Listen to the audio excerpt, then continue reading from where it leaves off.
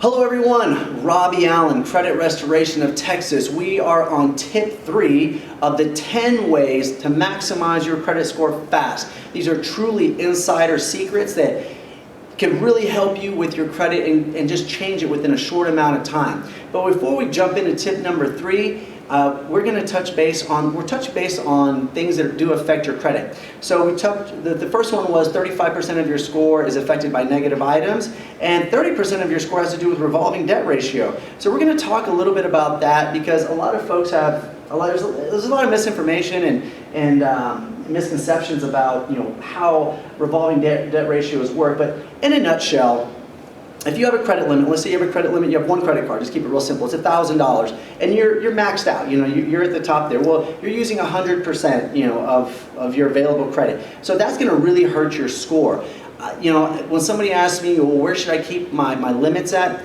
Once you start going above 50%, you're going to start seeing negative things happen. But I'm going to talk about the ideal number, the optimal number to keep your balances at here in just a minute.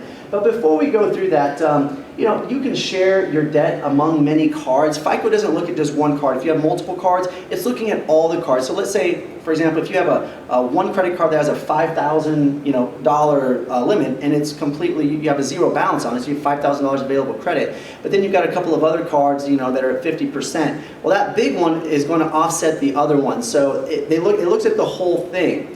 Another thing is that make sure that the limit is reported. Sometimes if you're looking at the credit report, your limit may say your limit's $700, but you're like, hey, my limit's $1,500. Call your credit card company, make sure that they're reporting it. Some of these credit card companies, they just don't report high limits, and they say it's to protect the consumer. I don't know. I think it's really affecting people's credit is what it's doing. But there's some of them out there that don't, some of the big ones.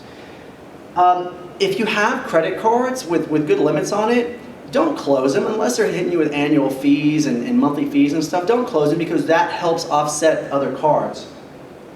This says pay off before closing date. If you're going to be closing on a home or anything, you want to make sure to get those down beforehand. Then there's two things here. Keep credit separate from spouse and then transfer debt to one spouse. It works two ways. So let's say you were going to go in for a loan, but your cards are maxed out. Well, maybe you can transfer some of that debt to your spouse, and so now your revolving debt ratio looks better, and vice versa. So there's more than one way to skin a cat when it comes on that.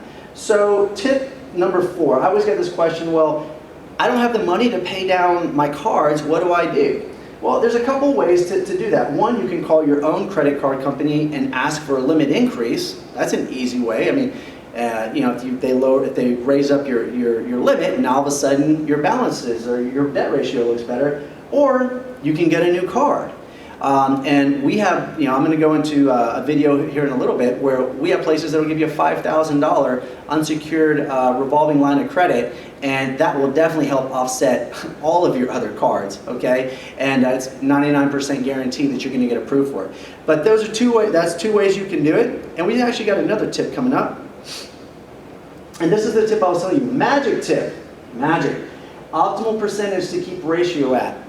19%. This information was given to me by one of the leading credit repair attorneys out of Los Angeles, California, that actually showed me, how to do credit restoration and how he did it in his law firm. And he said that based on his research, that 19% was the optimal number. Okay, so if you got a credit card with a $100 limit, you want to keep it around $190. I don't mean keep it at $190 forever and ever. I mean, if you want to use your credit card, charge it up, charge it down, pay it off, whatever. But right before you go in to get that car, right before you go in to get a refinance or to purchase a home, I say right before, about 30 days. Go ahead and start working on paying down your balances so that your creditors can update, and within 30 days, it's updated properly, and now you're sitting at that magic number of 19%. Now, if it's up or down, 20%, 21, 22, 15, that's all right. But you don't want it at 0, and you definitely don't want it above 25%. Another great thing, and I use this in my business all the time, if you're a business owner, is business credit, okay?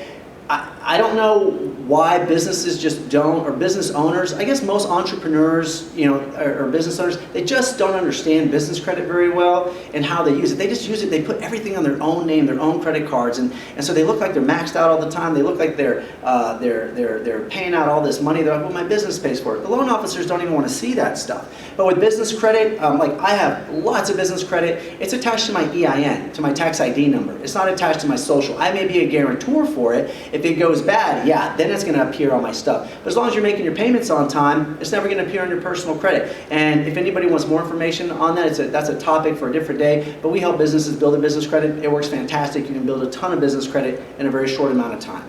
So thank you very much for joining us for tips 4 and 5. We're going to be jumping into tip 6. Give us a call, creditrestorationoftexas.com. We want to be a resource to all consumers out there with everything credit.